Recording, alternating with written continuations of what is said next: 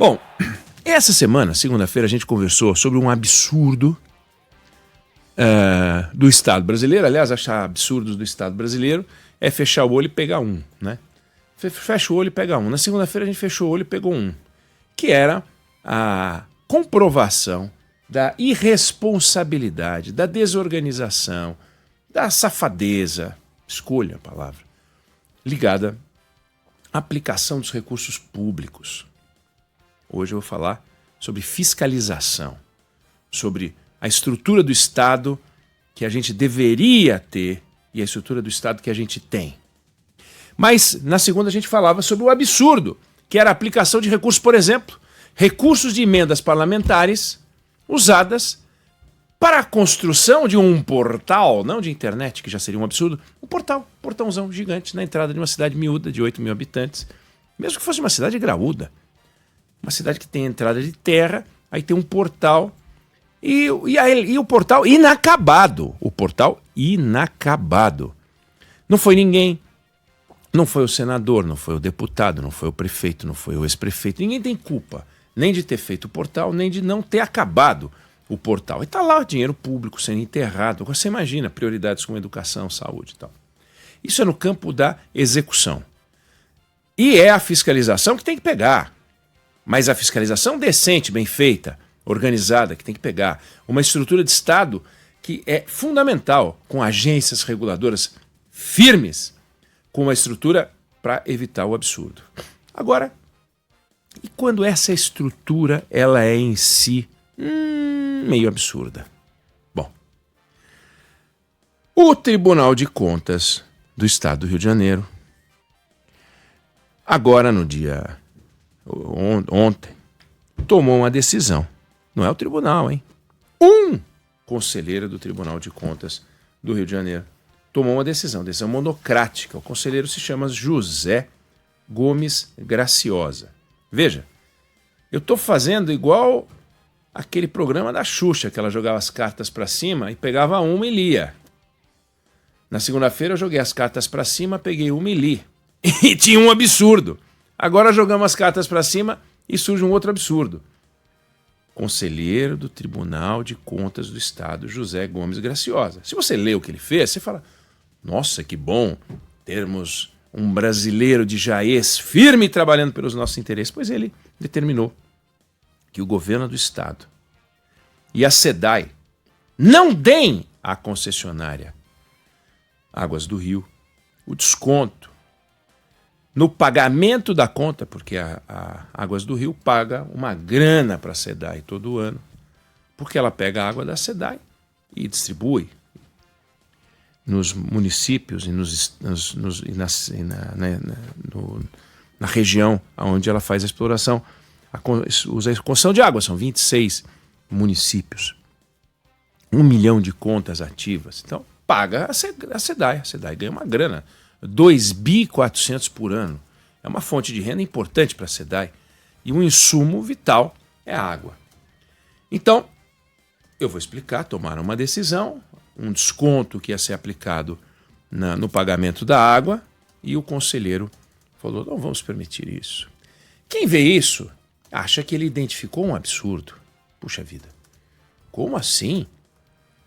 O governo de São Paulo, a SEDAI, a agência de águas, fazem um acordo junto com a empresa de concessionária de água e para reduzir o quanto ela paga, então vai aumentar o lucro dela. Isso é um absurdo, temos que parar com isso.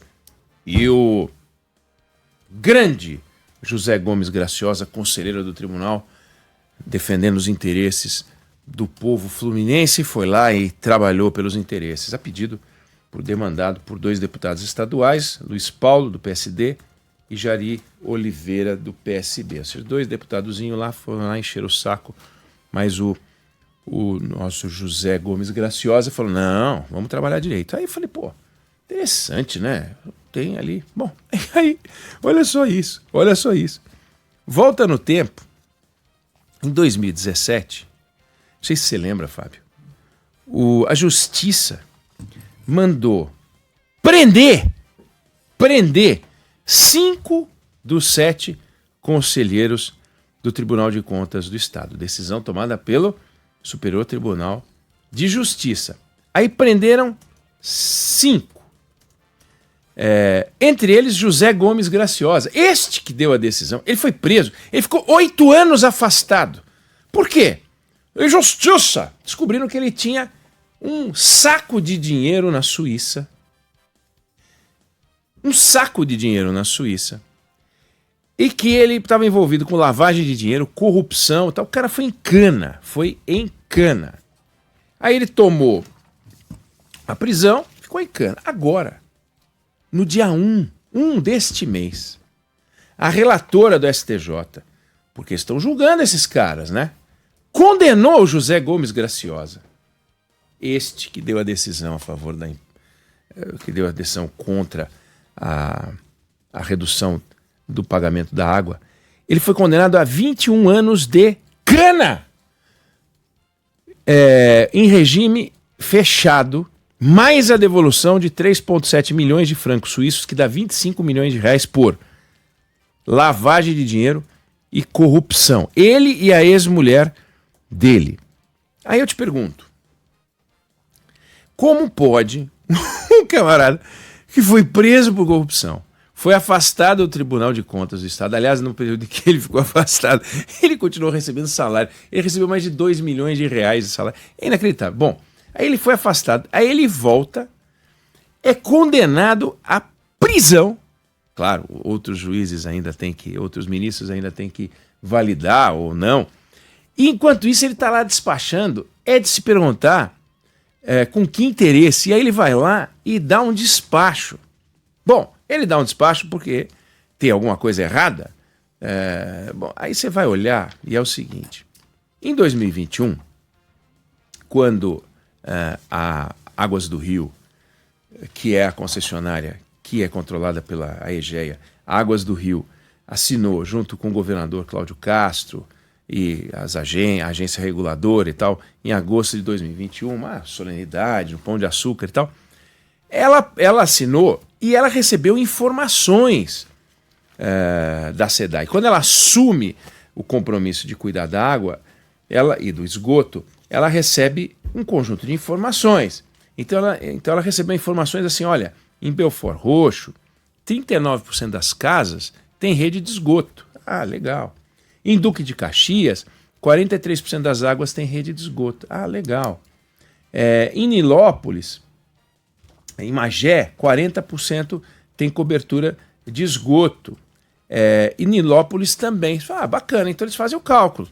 Tantas ligações de esgoto em Nilópolis, tantas ligações de esgoto em Magé, tantas em Belford Roxo, tanto em Duque de Caxias, vai dar tanto de receita. Puxa vida, então vou pagar tanto de outorga pela exploração, vou pagar um tanto disso, tanto daquilo, vou investir isso, vou investir aquilo. É assim que funciona um contrato, né? Você calcula, por exemplo, quando você vai disputar um contrato, uma licitação, nesse caso não houve licitação, você vai disputar uma licitação e vai definir quanto você vai pagar para manter uma estrada. Vai um cara lá na estrada, Larissa, com um reloginho daqueles de número de pessoas, ele fica lá e fica assim, 1 carro, 2 carros, 3 carros, 4 carros. Tipo, você já viu isso em avião? Que o cara vai passando pelos passageiros, vai calculando quantos passageiros tem. Você já viu isso, Fábio? Você já viu isso, Larissa? Uma maquininha. Não. Uma maquininha, ele vai passando por você não, porque Reparei. você não é por você, você não é uma enorme. Passa pelo seu lugar e faz e ele fala 1, 2, 3, 2, 3, e quando ele vê, 153 passageiros e tal. Faz isso com licitação. Você vai numa estrada, pô, quantos carros passam aqui? Você vai lá e conta. Vai em 2, 3 horários diferentes, com chuva, com sol, final de semana, feriado, e fica... Fala, pô, passam 12 mil carros por dia, sei lá eu. Quanto que isso vai dar no pedágio? Porque senão, quanto se calcula? É assim que funciona. Aí o cara que tá... O governo fala assim, não, aqui passam 25 mil carros dia. Você fala, aqui, fui lá, contei 12 mil. Então, a mesma coisa. Só que, qual é a garantia que você tem? Você pega e fala, bom, tudo bem, eu vou pagar como se fossem 25 mil carros. Se por acaso forem 12 mil, a gente vai ter que fazer um ajuste no contrato. Isso está sempre previsto no contrato, para você fazer o reequilíbrio econômico-financeiro. Se você não fizer o reequilíbrio num contrato, você mata o concessionário ou você ferra o Estado. Então você tem a história do reequilíbrio. Bom, nesse caso, falaram que algumas cidades tinham uma cobertura de água. Aí ele chega de esgoto. Aí a Águas do Rio foi lá, Duque de Caxias, 43%, tinha 10% das casas tinham esgoto. Belford Roxo, estavam dizendo que era 39%, 8% das casas tinham esgoto. Magé, 40%, zero! Nenhuma casa tinha rede de esgoto. Fala, bom, ferrou. Isso aqui era receita, 40% das casas vão me pagar, nenhuma casa vai me pagar. Como é que eu faço? Aí fizeram o cálculo, é um buraco de quase 1 biano, a menos no caixa da companhia. Você quebra, não tem, você quebra. Então você diz, bom, tem duas formas de você equilibrar isso. Você vai lá e aumenta a conta de água, que é discutível, porque você vai dizer, mas peraí, e o cara que tem, ele não tem culpa. O outro que não tem, como é que faz? Então, para não prejudicar a população, a outra alternativa é você falar, aonde é que eu pago? Que contas que eu pago aqui? Putz, a conta de água da SEDAI, que aliás é responsável por isso. Ela é a responsável, pode não ser culpada, mas há uma divergência de dados. Quem passou os dados foi a própria SEDAI. Bicho, eu vou descontar do 2.400 que eu pago para você todo ano. 900. 2 anos de negociação. 2 anos de negociação. Mais até. Relatórios independentes, relatórios externos, auditores, fizeram conta. Tem mais de 1.000 páginas de discussão. O governador no começo não queria. Depois ele viu que não tinha jeito, porque era isso mesmo. Contrato assinado, BNDES envolvido, a agência reguladora, SEDAI, um monte de gente. Aí fala, então é isso. Então 900 milhões de reais a menos a gente vai pagar, porque a gente tem 900 e tanto, um monte lá a menos para receber. Aí agora a gente vai ter que fazer o Magé sair de 40 para 90, mas só que a gente vai ter que fazer de 0 para 90, né? Vocês falaram que era 40.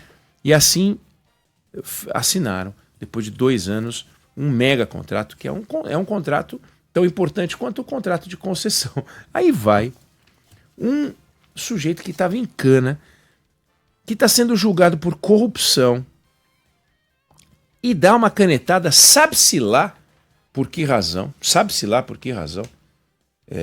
as razões que levaram à prisão a gente sabe. Agora, sabe-se lá por que razão ele agora toma essa decisão. O fato temos numa primeira leitura o que parece ser um absurdo, mas absurdo é você imaginar que temos um conselheiro de volta ao trabalho, José Gomes Graciosa, depois de ficar em cana, depois de ser afastado por corrupção, depois de ser preso, ficou 180 dias em cadeia, renovaram por mais 180 dias, e agora esse cara dá uma decisão desse quilate, o cara que estava em cana, tomou agora 21 anos de prisão. Tem alguma coisa muito errada. Quando a gente fala sobre regras, primeiro que aqui tem uma discussão importante sobre o agente fiscalizador provocando estrago num contrato, um ato jurídico perfeito, questionando e criando confusão. Cadê a estabilidade, cadê as regras claras que a gente sempre questiona? Segundo, tem um órgão apodrecido e emporcalhado, aonde um cidadão que foi em cana está lá dando canetada, sabe-se lá como, sabe-se lá seguindo que interesse. Então, eu estou chamando a sua atenção, como chamei a atenção para o uso das verbas públicas, das emendas parlamentares, porque no tal universo dos bilhões e bilhões e bilhões de reais, quando você mergulha, você vai ver que esses bilhões e bilhões e bilhões de reais só são um escândalo porque em cada contrato que você mergulha, você pode achar ou não alguma coisa escandalosa. E você vê que tem muito escândalo, razão pela qual o Supremo Tribunal Federal, o Flávio Dino, resolveu implicar com razão. E aqui a gente tem um outro caso para a gente mergulhar. Quer dizer, é inconcebível imaginar um quadro desse, onde a população está à mercê de certas figuras, entre as quais esse sujeito que deveria estar afastado, né, até terminar o processo, pois ele está dando canetada monocrática. Isso aqui não é uma decisão do plenário do Tribunal de Contas do Estado. Se fosse uma decisão do plenário do Tribunal de Contas do Estado, a discussão seria diferente. É uma decisão monocrática suspendendo, e agora, resultado, a empresa, a agência, o SEDAI, o governo, aí é aquela mobilização, um monte de advogado, um monte de desperdício de energia, de tempo, de dinheiro envolvido quando a discussão é muito simples. Não tem o esgoto lá, não tem, e deveria ter. No contrato está dizendo que tem e lá não tem. Então, se está dito que tem e não tem, quem disse que tem que pagar para quem comprou achando que tinha. É uma discussão muito simples. Ela é complexa. Quando você pensa que são várias cidades, você tem que comprovar, você tem que abrir buraco, você tem que abrir tampa de esgoto. Né? Agora, tem foto, tem relatório, tem tudo para mostrar isso aqui. É um caso muito doido que acontece no Rio. Agora, você imagina, você acha que isso é um caso isolado? É isso que eu quero que a gente pense. Se fosse um caso isolado, seria muito fácil de resolver. Achamos um problema, um ninho de vespa, né? Um vespeiro, ninho não tem, né, de vespa. Achamos um vespeiro, vai lá, dá um tapinha e resolveu. Não é. É um troço que atravanca o Brasil e que a gente tem que olhar com muita atenção, jogando lupa. Em casos como esse, eu não sei se você concorda ou discorda, mas essa é a opinião que eu tenho sobre o assunto.